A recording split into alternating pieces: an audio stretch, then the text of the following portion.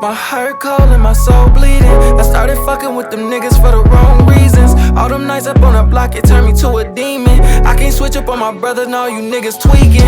I can't trust up in these bitches, dog, these hoes is leeches. I had A's up in school, I could've been a teacher. Your mans, he took a stand on you, he could've been a preacher. A damn shame, cause now he gotta dodge this desert eagle. Every night, I'm screaming free my brother.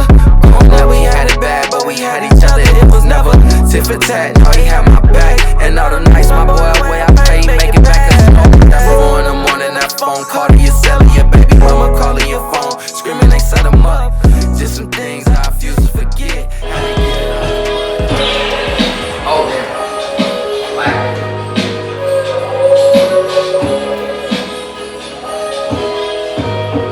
I might get one to lead us to the promised land, you heard?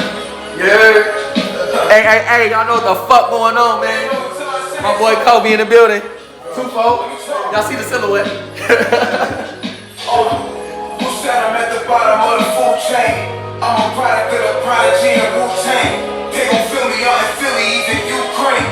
This in Cali, but the corner boys asking you what you claim. All of us in poverty, they probably took my loose change. It's either staying there home, but it's looking you same. Playing till the shooting, there ain't no game. Gotta make it out the hood and be a new strain. Pray there ain't no blood on my shirt and it's just a food stain.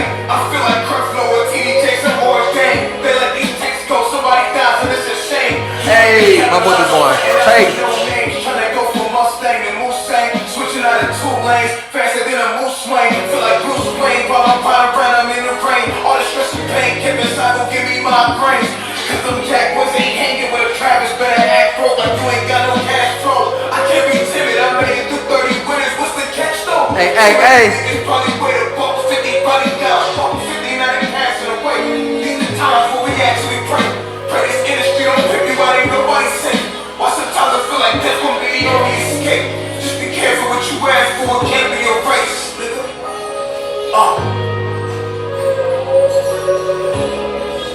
Alright, what the fuck going on, y'all? We back.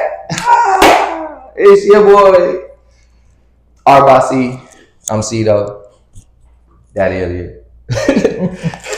We can compete on that one, man. Oh, man, stop. Stop it, man. Kids love C. The kids love C. Okay, we on. Your mic on. We good. Yeah. I'm here with a real special guest. I don't really know what episode we on, but I'm gonna let my boy introduce himself. What they call you? Where you from? They call me AKA Kobi. Real name is Jacoby. Representative of the East Coast, but I've been here for a while, so yeah. You are from the East Coast? I know it. That's crazy. That's crazy. I knew it, bro. I knew it. That's crazy. Yeah. Growing up, I had a crazy East Coast fetish. Right. Still to this day, like right. when I was about in my teens and early adulthood, I used to be like, yo, be like when I text you, I was like, yo, you know what I'm saying? Like that's my thing. Like, like my girlfriend growing up, she was like in love with 50 Cent. And I just liked her so much. I wanted to do whatever she liked. So like I just kind of grew into the East Coast vibe, trying to be, you know, good boyfriend, I guess. And speak on it. You from East Coast? You were born in I was born in Providence, Rhode Island. It's kind of like by Boston and shit. Okay. I spent most of my time though, because we moved around a lot. We moved to Delaware, and from Delaware, then we moved to like Philly, like Pennsylvania, and we were just all up and through there. So, but the longest place I lived is like Delaware, Philly, like that area. Okay. So, okay. Yeah. Philly, But I rep Rhode Island though. That's where I was born. That's where all my family's at. And I hear it's rough out there in Rhode Island too. In some places, it's actually not. It's not the worst, but I mean, everywhere's got everywhere's got its issues. Its politics, whatever. It's not the worst place though. But so I ain't intellectually sound when it comes to geography, right. But Rhode Island is like underneath New Jersey, right? Nope. Okay. It's way up by Boston. Like it's at like the top. Past New York. Whoa. It's in between New York and Boston. Like Boston is like 30 minutes away or 40, something like that. And then New York is probably like 2. Okay. So bet. That's cool. So What brought you to the Midwest area? So my family's actually from Liberia, so Okay. there's a lot of we're in Brooklyn. Well, we're in Brooklyn Center, Brooklyn Park right now. There's a lot of fucking Liberians here, so it's kind of word of mouth. Honestly, that's really all it is. Yeah, word of mouth. Just like, family kind of. Yeah, we was already moving around a lot, so I have a lot of family here that I don't know, and then there's family that I do know that's here. So my mom originally came here though because we had a lot of family that was here. So just being homeless on the East Coast and not knowing what to do, looking for resources. My mom's like calling family. They're like, come to Minnesota. This is where all the immigrants go. And you know what I mean? Shit like that. So, Word. So, okay. So because are you born in the United States? Born in the United States. So I'm first generation. Yeah. First gen? Okay. That was the next question I was going to ask. Yeah. My mom and dad was born over there. So. Okay. So homeless on the east side, you said? Homeless on the East Coast. On the East Coast. Okay. And I ain't going to get too much into that because everybody got a pass. We all overcome it. But that's tough growing as a childhood. So, like, coming to Minnesota, black people in the U.S., we don't really got, like, a piggyback sort of system. It ain't like one hand washes the other. Right. It's like, nigga, you do what you got to do and fend for yourself after a certain period of time. Is that like cultural? Oh, damn. No, it's the same way. The thing about being Liberian is that, like, I ain't gonna go too much into history, but like, we're a lot more closer to like what black people here are like culturally. Like, it's a mixture of like African and like American culture, and that's based off of the history of how Liberia was like even founded.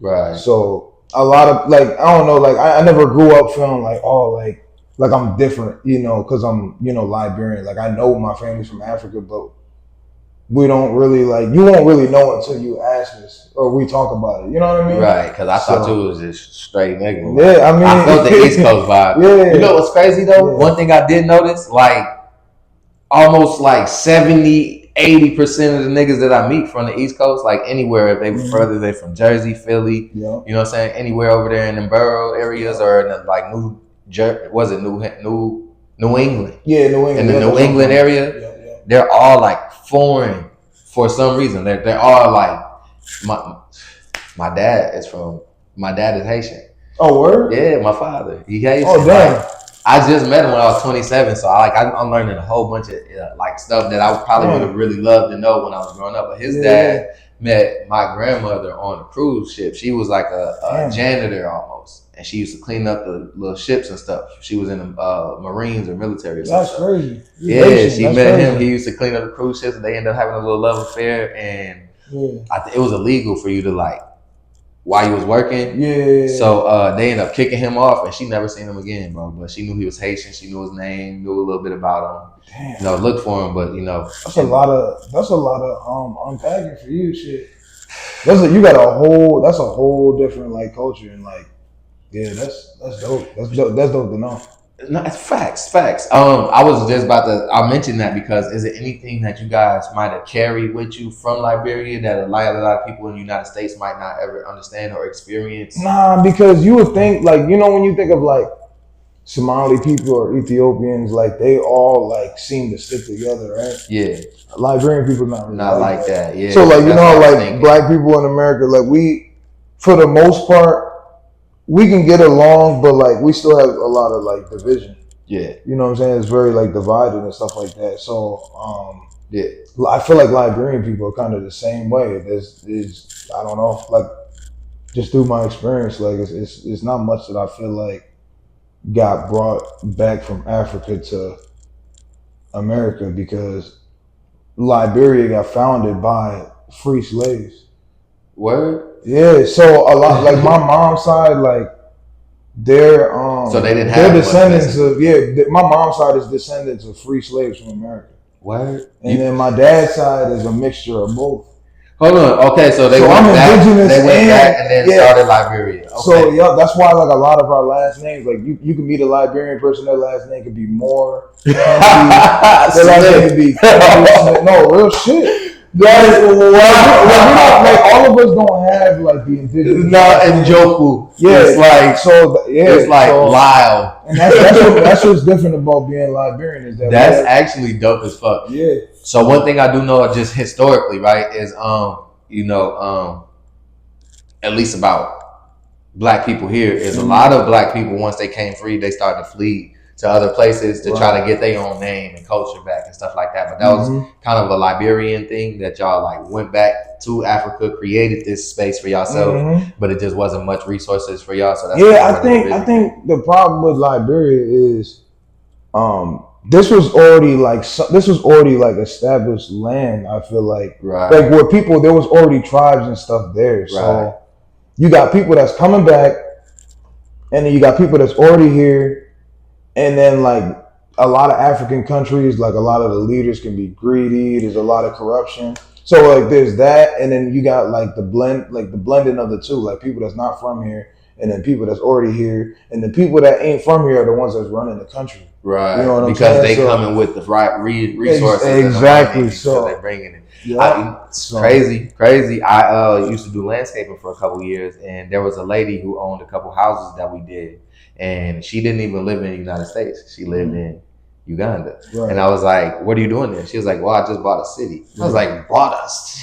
Yeah, I believe it. But my words started to jumble a little bit. I'm gonna bought a city. Stop playing, you know? And she was, seriously, she went out there. She was a teacher. She started a little school out there. And once the school started to get bigger and where people started from outside areas started to come to her school, she invested in like a apartment complex. Then she invested in like storefronts. And then she invested in this, that, third. Now she has a whole city out in this area.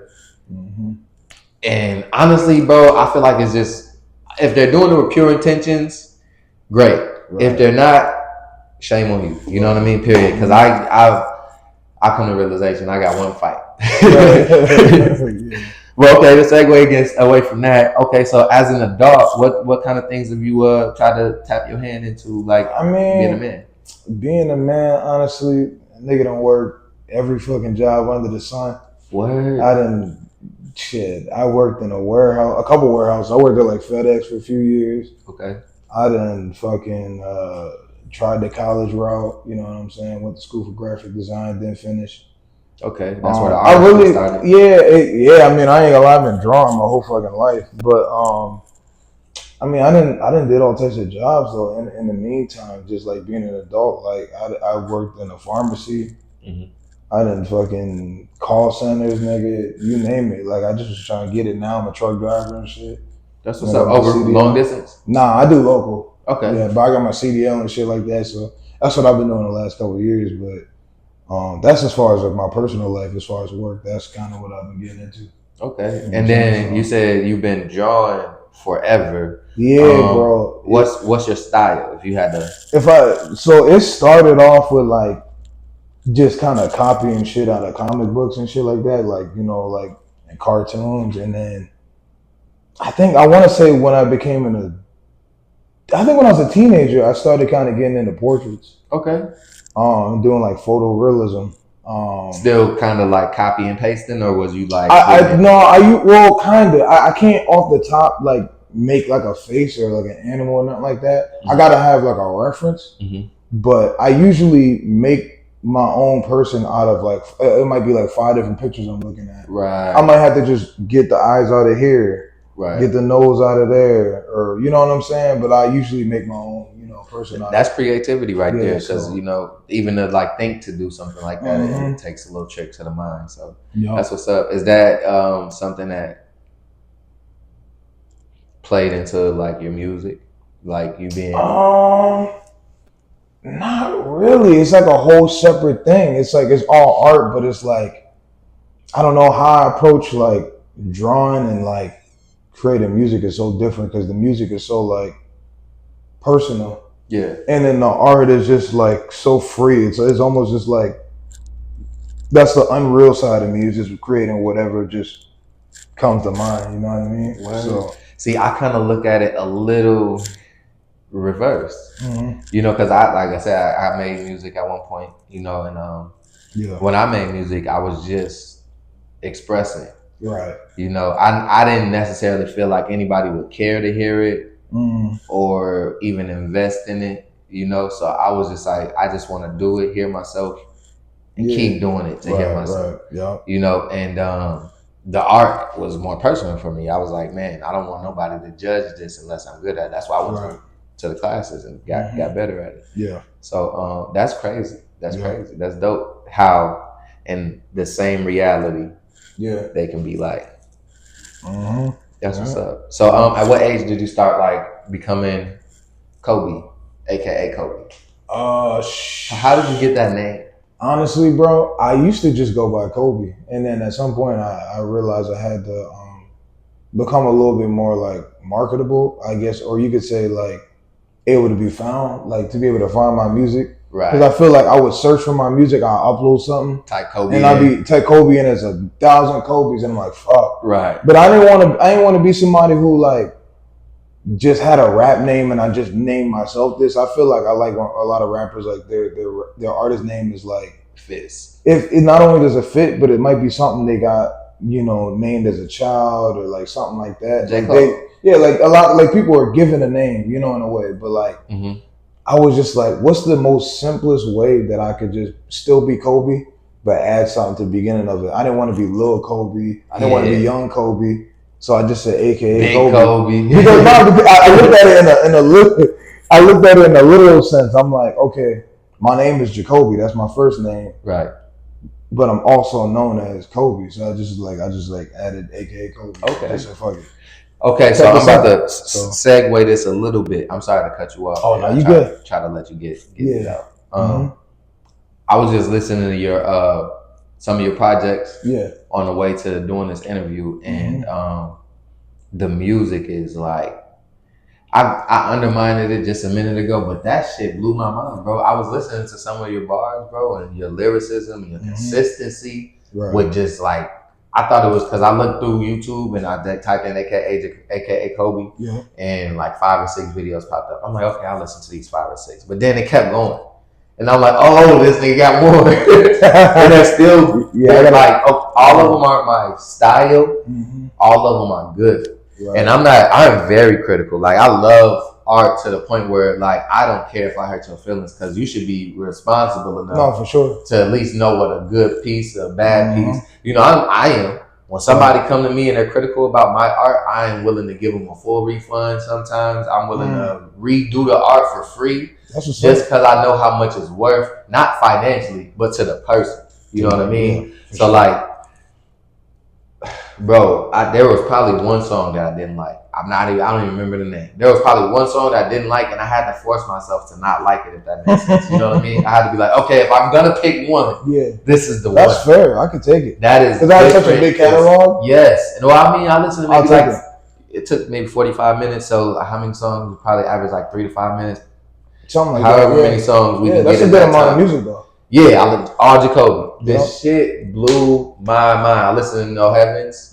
Was it No Heavens? No Heaven, yup. No Heaven. I listened to that maybe 3 or 4 times, and that was probably my favorite song. What inspired you to become a musician? Honestly, bro, I'm just a fan of music. Like how I started off rapping. Like the sound that I started with, I feel like a lot of people thought once I became diverse and tried other things, I feel like a lot of people didn't understand like how much of a fan of music I am. Like a lot of the homies and other rappers I'll talk to, they'll think like, oh, I just listen to boom bap or I just fuck with like the 90s type rap. And they don't have no clue that I like music overall in general.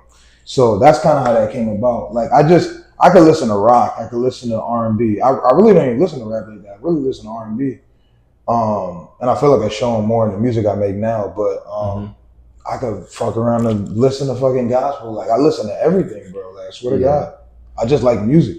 You know what I mean? So what do you feel like there was a moment in time that kind of like spoke to you with the music, like that you was like, okay, this is what I really like, and it just when I was maybe 13, I listened, or 11. I heard Yo, and that like changed my perspective. Chris Brown joint? Don't judge me. Nah, I just told you I listen to R&B. You see how serious bro? Do not judge. There's no judgment in that. I just was trying to make Excuse me, miss. I was just trying to make sure that's so we was on the same page. No, facts. And this is gonna be a great interview. Bro, and I was in that time where I was doing exactly what he was doing in the video. Right. Trying to, at least. You know, and it opened then I started opening doors. Like I never really was a Wayne fan. I started listening to the Droughts. Yeah. You know, and he already had this stuff out. You know, I got into Do or Die and Twist and them stuff like after that. Yeah. So it's like that was the day. I know that the day and time. I don't know the exact date. Right. But I know the day. Period. Yeah. I know the time. Oh, you know the day. I know the time. I remember the day, everything. Okay, all right. My sister. You the fuck out of me and shit. August 19th. Stop playing. You can Google the date. He had a show. Chris Brown had a show here, and he was like undercarding Usher. What was he at the Myth? I was so young, bro. I didn't know. I bet you it was a Myth. I didn't go. My sister. Oh. No, it was one of them. Is Myth the Minister? St. Paul? Yeah. I think I think it was the St. Paul Club. Yeah. I just put 2 and 2 together. I'm like, you from St. Paul? In that time period, the Myth was popping probably. So my sister goes, bro, and she comes back with a Chris Brown CD, and she had an R. Kelly shirt. Yeah. Or no, a Usher shirt and a Chris Brown CD. She went to an R. Kelly concert too. Hey, like, big Kills fans, free for sure. Free Young. You know, get him some help. Yeah. But she played the CD for the first couple of weeks, and I hated it. I didn't like nothing because she was her playing it. Right. And then when she got tired of it, it was just sitting there in my face every day. And it was a little light skinned dude, kind of looked like me a little bit at the time. Right. Yeah. Not really, but like just light skinned, pretty boy. Right. That's what I wanted to be. So I picked the CD up and I listened to a few songs, and Yo was on the radio so much that was the only song I knew. So I just started singing it, and I knew I had a decent singing voice because I was already in church. Right. So I just practiced the song. I had a girl in school that I was trying to win over, and I got to school and I was like, you know what I'm saying? Singing. It was like talent show. Okay, word. You know what I'm saying? And she didn't know it, but I called her up to the whoop, and I've been bold like this my whole life. Like called her up to the whoop, and I just started singing. She didn't even know it. Just started singing it. She went and ran back and sat down, and I finished the song. Yeah. Everybody's like, bro, you can sing? I was like, no. She was over there over whooping. Yeah, I'm just doing my best alpha. You know what I mean? Like, so again, back to the long drawn out story. Sorry about that, but was there a moment in time that just like opened your eyes to music? It was like this is something I love, bro. I can't even tell you because all I know is this is the earliest I can remember. I feel like what got me started was I wanted to be like the 5th member of G Unit. No lie. Oh shit. No lie. Oh, you see how we connect, bro. I told you my girl had the 50 feathers outside the East Coast. Now you want to see, I didn't want to say I relate to that. But I swear to God, no lie. Nah, 50 Cent, he actually was my favorite rapper as a kid. I used to I only had a few CDs that I owned. It was the Massacre and one of the games, I think his first project, the documentary. When he's sitting on the wheel? Yeah. That was his hardest one. So I ain't gonna lie, that's where I got started. You know what I'm saying? And then after that, like I feel like I love music in general, even before that. But that's when I knew at that point, like when I became a fan of his music in elementary school, I knew I wanted to be a rapper. But I wasn't even trying it out really until I got to high school, and I was barely doing it then. You know what I'm saying? I'm gonna ask you, how old are you? I'm 30. Okay, bet. I'm 30. I'm 31. I'll be 32 in November. Okay. But I asked that because you said you wasn't practicing. Let me ask this specific question. Did you ever do the grinding beat on a table at? Oh yeah. You practice, my boy. Okay. I just had one of my fans in here, and I was telling them like, bro, like you're literally the first dude I knew that perfected like the grinding beat and then start doing his own stuff. Right. Like you start making drum beats with your hands, nigga, and then you went to drum class and actually became a drummer, and now you're a rapper. Like you were made to do this. You know what I'm saying? So like that's one of the tokens I wanted to give you. You probably was like undermining yourself, but the grinding beat is practice. Yeah, I guess that's a good point. The next step is rapping on it. You know what I mean? No, for sure. So yeah, okay. I was one of them dudes that tried it a couple times with the pencils. Yeah. Wasn't my thing. Wasn't me. That's what's up though. Based on the music I heard, might mess you up a little bit. I ain't catch East Coast. Well, yes, I did. Okay, I did. Let me read. A little bit of it. No. A heavy amount of East Coast. Directly though, I caught Kendrick Lamar. I caught Tupac Shakur. Like I don't know why I hear them when I hear you rap, but like I'm like this nigga's poetic, which is where I'm getting my Tupac from. Right. You know what I mean? Because like not only are you harmonic, I could throw in J. Cole in there too. I can throw in a nigga like real life, like listening to you now, thinking about how deep you might have got, maybe like Mos Def. Like it's crazy because like when I hear you rap, you can tell the East Coast swag. You can tell it. But then the words and the flow that you pick, it remind me, even like your cadence on that last song that you just played, the song that we opened up with, I felt Kendrick on there. I was like, because when I'm listening to modern day Kendrick, not Pussy and Patron and all of that. Modern day Kendrick, where he's like in his bag. Right. You know what I mean? I kind of get that where like you're on simple beats, like he's Drake beat, right. Where he was on beats, simple, but just like fucking it up, like everywhere, bro. That's what I get from you. It's like, where did you get the craftsmanship to like carve out this like fine line? Honestly, like to be real with you, like I feel like it's my ADHD, bro. I like no lie, like, and I'm not even saying this loosely. Like I've been to a therapist, so this is real. Answers the question. I'm just now figuring this shit out. Like I swear to God, I feel like that's where a lot of my diversity comes from. I feel like I get so bored with shit. Yeah. And I'm so like just like I'm always gotta try something new, gotta do something. Like I'm always like working on shit, and like sometimes I wish I could just relax, but I'm always working on something. Like I'm like trying out all different types of stuff, not even just musically, just in life. I could be working in my car. I'm like, one minute I'm like, oh shit, I want to start modding cars.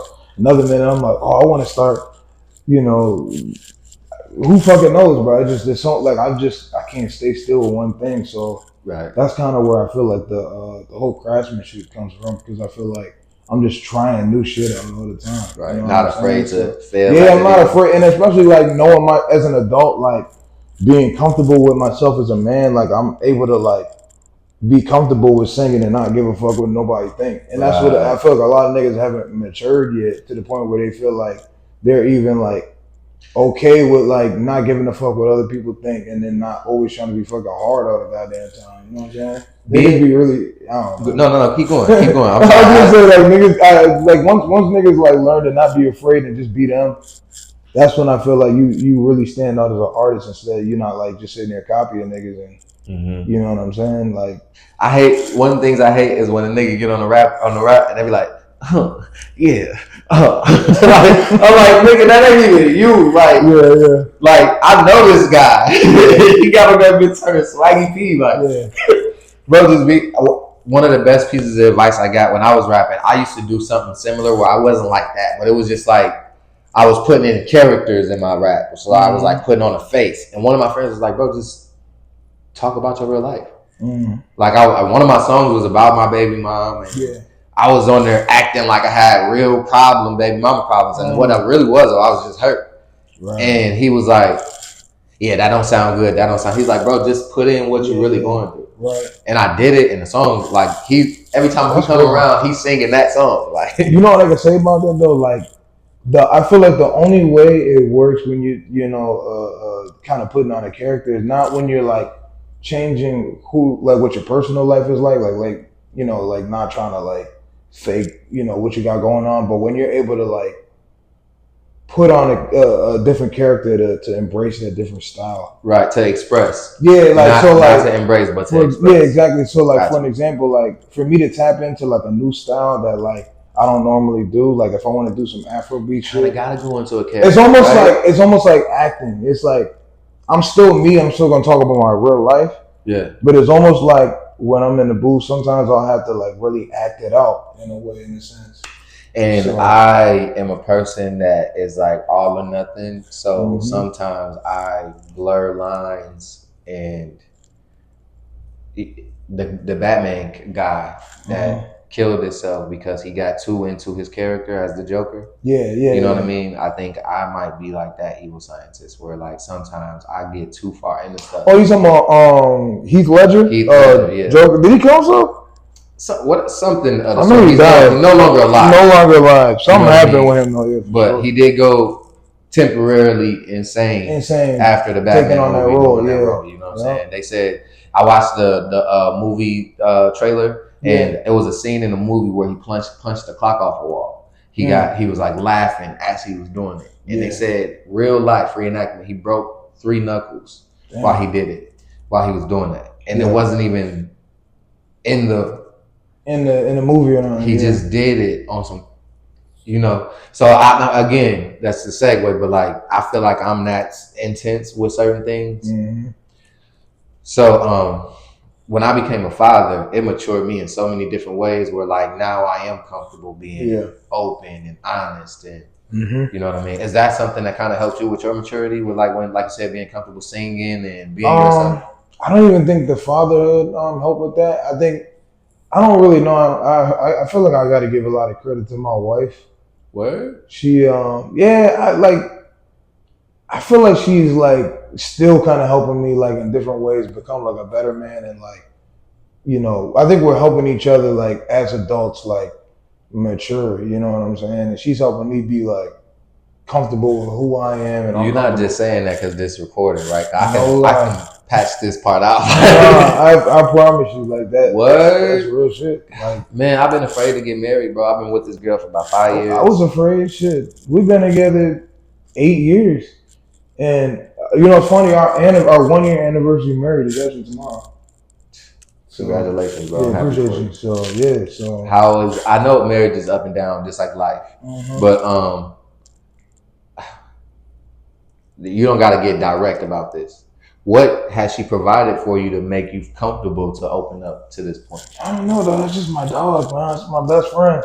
What? So, like, I don't know. This nigga, like, y'all see this? Look at him. Do you see the smirk, bro? Like, nah, he loved this girl, bro. Like, that is why I'm happy for you, bro. I think, I don't know what it is specifically, but, like, she's all ears. She's a great listener, but with like no judgment. You know what I'm saying? She's like really like willing to listen. Got you. And like, I don't know, bro. Like she just is a real one.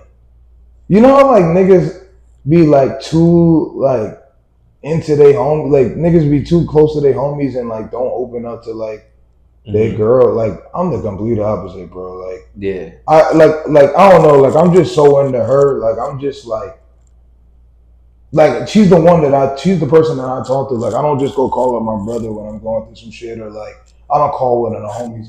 Like I'm just gonna go to her. I'm gonna That's how it's supposed to be, bro. But there's niggas that be like that though. Niggas don't feel like they can open up to their girl. Sometimes the women probably make them feel that way, but like she's been able to like make me feel comfortable with like being vulnerable with her. You know what I'm saying? Where a lot of dudes either they're just not vulnerable at all, and sometimes they just got shit built in, or they confide into other people outside of their women. And I feel like I don't have that. I feel like she gives me the floor to be able to, you know what I'm saying, talk about real shit that I got going on. So facts. You fucking me up right now because we've been talking for maybe like 30 minutes, and like you got this crazy tough ass persona in your music. Like it's so rough, like raw. And you like soft as hell right now. Like, explain, bro. So honestly, bro, in my head is like right here. Like, I feel like some of the strongest people are the ones who could like they could walk in a room and they're the most polite. They're the most, you know what I'm saying, respectable, and like that's just from the shit that I've been through. Like there's a lot of things that I've been through in my life that I put myself through that that I feel like shape who I am. And like I feel like the exterior is that comes like how I look comes with like a certain like I feel like stigma, but realistically like I'm the most chillest dude. I'm just protective, you know, over my family. So I'm strong. I'm like strong where I need to be. You know what I'm saying? I feel like I don't know. I didn't mean no disrespect when I say soft. No, I'm saying I don't take that. Even to be on camera and to say that this is my person. I know that's your wife. I get it, but you get where I'm coming from. I know exactly. Like, and you was like, man, I don't call my friend. I call her like openly and confidently. Like, that's a sensitivity that you really have to be comfortable in. Yeah. And that's why I'm like, where the fuck does this person exist with that music? No heaven. Like, I don't know, bro. That is beautiful, bro. I mean, the thing is like in the music, that's still who I am. You know what I mean? Like what you're getting out of me, like in the music, that's just not shown. Like, you're not gonna meet me and just see that side of me. Yeah. You know what I'm saying? Because because I'm not like let's say like somebody hears my music and they just think, oh, this dude is like just super serious and super like, you know, let's say quote unquote like tough or whatever. Like, I'm tough when I need to be. You know what I'm saying? Right. Like I'm real laid back. I'm cool. You know what I'm saying? And I feel like the good thing about it is that like in my music, it's not like I'm like, I don't personally feel like I display like I'm like, you know, street or like I'm like doing, you know, wild shit. I just explain my life. You know what I mean? Yeah, you don't give me the tough may not.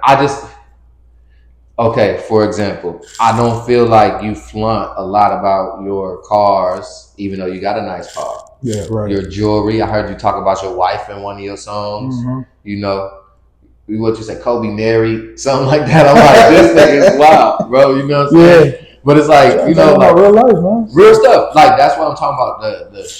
That's hard. That's like how you come in at social issues and economic statuses and everything like that, like on your music, right? Crazy like that, yeah. And not crazy, but like tough. That's what I mean. I know what you mean now. You know what I'm saying? But then now, like, you're so like sensitive to the point where like I don't get that you're how I just wanted to know how those people. I think I'm just different than most people you meet. I feel like I'm comfortable in my own skin, bro. Facts. And I feel like a lot of people just love the ADHD too, huh? Maybe fuck around, who knows? But I mean, yeah, no, I feel like what you were saying about like my car and all that stuff like that. I feel like, you know, a lot of people, like, I don't have nothing to prove. You know what I'm saying? And I think that's what it is for me. Is like not having nothing to prove, and like it's more like if you know, you know. Like, I'm just, you know, I got what I have because I worked hard for it. You know what I'm saying? And I just leave it at that. It's like I'm not trying to like show off or like, I don't know. Only in your videos. Nah, I wouldn't even say that. I don't know. I don't know. Hands down, I'm a musicologist. Like, especially St. Paul artists, I love them. Yeah, that's why you're here, because you're a St. Paul artist and or a business owner. That's who I'm interviewing. Right. And I would say out of the videos that I've seen in Minnesota, I'm not gonna do a top 5 list because I got beat up for that one time already.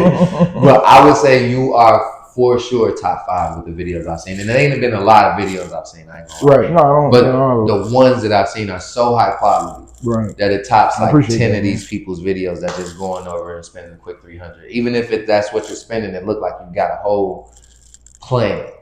You know what I mean? So like, I definitely want to give you flowers when it comes to like that on a music tip. Again, completely underrated.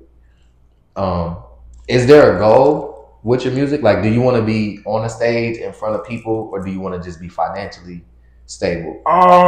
Shit, I don't even like being on the stage. I ain't gonna hold you. What? I used to be on this scene heavy, and I don't know if it's the Minnesota scene that stirred me away from wanting to be on this scene, because I feel like you gotta kiss ass a lot. I don't like doing that shit. I don't like, because a lot of people like in the scene here, like, they cool and they support, but sometimes like when you go to these shows, it don't even just be fans and music. It's just other rappers waiting to get on stage, and then and their friends. Yeah, and their friends. So it's like a lot of niggas just like, if they do come up to you, they might fuck with you. That'd be one reason they do. They might actually fuck with you, but then 2, it might be because niggas is trying to get something out of you. Yeah, it's just business. just business. But it's like there's not people who just genuinely fans of music that be in the crowds, bro. It just is other artists, bro. And sometimes that comes with a lot of like innate like hate and like you know what I'm saying. A lot of direct too. Yeah, so it's like sometimes it's like I just don't. I like being in like a genuine atmosphere, and I feel like that's why like during this interview, this is probably the most comfortable interview I've had. What? No lie, because I feel like I'm not. Because I'm not for real. Because I feel like I'm not stuttering. I'm not like saying like a whole bunch of times. Maybe I have not even noticed, but like I just feel like I'm not nervous. I feel mad comfortable. This is the most comfortable I've ever been. And this is my first time meeting you in person. Yeah, and I feel like I met you at your show. Oh yeah, that's right. No, that is true. That is right. Facts. But like actually sitting down and like really chopping it up. Yeah. It just is like you would think I've known you for like 10 years. That's how it feels right now. You know what I'm saying? Yeah. So it's like, bro, you got like a real home vibe. I was gonna ask you a zodiac sign, but I didn't want to get to it. I'm a Leo, bro. That's why. I don't. But the thing is, I don't really follow that shit. The only shit I believe in is Gemini's is exactly what the fuck they say about. But other than that, like you ain't never lied. Other than that, I don't really know, bro. But one thing I would say that I do follow about the Leos is it's not the character traits that are real. Yeah, it's the capability of what a person, like the fight or flight. Right. What make the person tick. Mm-hmm. That's what I follow. So like, for example, certain signs, they're sensitive. You can get in an argument with them. They're going to be sensitive whether you right or wrong, whether they right or wrong. Certain signs are just aggressive. Whether they're right or wrong, they're just going to be that. So that's what I follow. Not the characteristics, because everybody got a choice. Right. But the personality traits, when it says people feel this way in these circumstances, those are generally. You feel like they're lying? Generally, not all the time. Nothing's 100% but God. Right. But generally, for example, here's one of the things in Scorpio. I'm a Scorpio. It say my sign is like lustful, right? And I'm not. I'm not a nymphomaniac. I don't want to have sex with every girl in the world. Right. I don't have crazy different sex positions and every bitch want to fuck me. It's never been like that for me. Right. But when I'm with a girl that I like, we tend to have very good. Because I like her. Right. So like that part of the sign is true when I'm with somebody that I like and it makes sense to make it make sense. I feel like when people are following stuff, like they're just trying to fit it anywhere. Instead of like, playing football, the quarterback and a receiver gotta be on aligned. Right. The quarterback and the running back. I just watched 3 fumble handoffs because they weren't on time with each other. They weren't aligned. Right. Relationships gotta be aligned. You know what I mean? And I just feel like a lot of people are just putting stuff places and they're not aligning it based on what they need. And I'm not saying that these zodiac signs are telling you who these people are, but they tell you what you need out of it. Okay. That's what they do. So I know that based on my own personal experience. Right. You know what I mean? So I had a terrible relationship with a Aries. My sister. Okay. Dated one. Didn't even know she was an Aries. We was kids. I was dating her for 4, 5, 6 years. First love, first heart, first everything. Yeah. First everything. I would probably still do a lot for this girl to this day. Yeah. I didn't even know she was the same zodiac sign that I vowed at one point to never deal. You get what I'm saying? So it's different strokes with different folks, but I just had to learn why I dealt with this Aries a certain way. Okay. And this one wasn't. You know what I mean? But because this one I was doing everything for, it was easy for her to like me. Yeah. Sis, she's older sis too. She really didn't need nothing from me. Yeah. So she just showed it. Like, you know what I'm saying? Fuck. You know what I'm saying? Yeah. And I saw that in the other girl too. It just took time for me to know how I needed people in order to see. So, but Leos in my life have always been offering, polite, and so that explains it. A little bit sensitive. That explains it. my uncle's a Leo. Yeah, that explains it, man. I mean, I can see that. That sounds pretty accurate, I guess you could say. Yeah, no, that's dope. That's dope. I want to end this interview because we have been kind of here for a while. With so based on where you were in life, coming from being a child and doing childish things, and maybe having some of these tools on your tool belt that you used at one point. At this point in life, what does your tool belt look like? That's a fucking hell of a fucking question. Everything's been like easy to fucking talk about, and this is like, damn. I honestly don't even know how to answer that. That's something I want to leave you with. And this is crazy deja vu. So look, first I'm gonna tell you after. But the first song I was called to sing was a song called "I Am God." Oh. Long story short, today I tell people, "You are God. I am God. They are God." If this was a math equation, right? Because God is everything. Right. Math has these numbers that equate to everything. Infinity is an example, right? Mm-hmm. It means everything. Right. Yeah. Right. So if this was a math equation and we wanted to equal infinity, that would be 1 + 1 = 1. That's everything. That equation actually exists in math too. So anyway, if one is God, mm-hmm. the other one is us. Right. What does it equal? We just said it, everything, right? If you take anything out of that equation, does anything exist? Mm. If you take God out of the equation of your life, right, do you exist? I guess not. In that math equation, we can't have one thing not there. If we take everything out of the equation, it's just you and God. Right. Do you exist?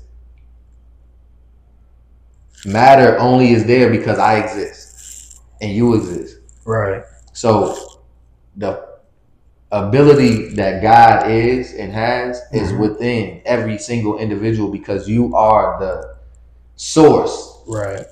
That he's living through. You ain't God, but you are the extremity, that one that might represent everything. Mm-hmm. You got to have you and God there for it to exist. Right. You know what I'm saying? It got to be two. You know what I'm saying? That means y'all the same. That means y'all are everything together. So the tool belt question, is basically like, the tool belt question is basically based on everything that you, and maybe if you, whatever God you do believe in or serve, how is it equipped and helping your life right now? And where do you feel like it's leading you to? That's where we're going to end it at, man. I appreciate it. Hey, appreciate you, bro. Yeah. Sure. Not love, bro. Man.